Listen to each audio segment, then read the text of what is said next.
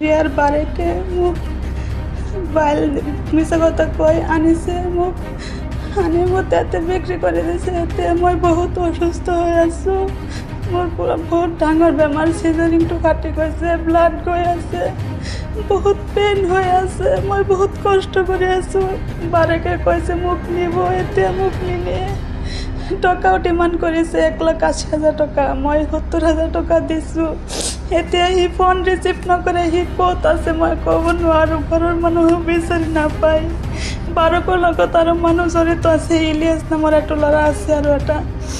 আপোনালোকে অকণমান অনুৰোধ কৰি মোক যিমান সোনকালে পাৰে ইমান সোনকালে ইয়াৰ পৰা নিয়ক।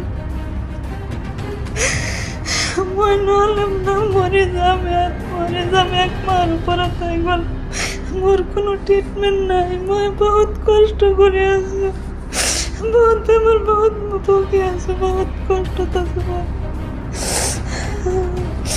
আপোনালোকৰ কাৰণে বিনম্ৰভাৱে অনুৰোধ, যেনেকৈ পাৰে যিমান ইমাৰ্জেঞ্চি পাৰে মোক ইয়াৰ পৰা নিয়ক। আপোনালোকক অনুৰোধ কৰি আছো, আপোনালোকে মোক যেনেকৈ পাৰে তেনেকৈ নিয়ক।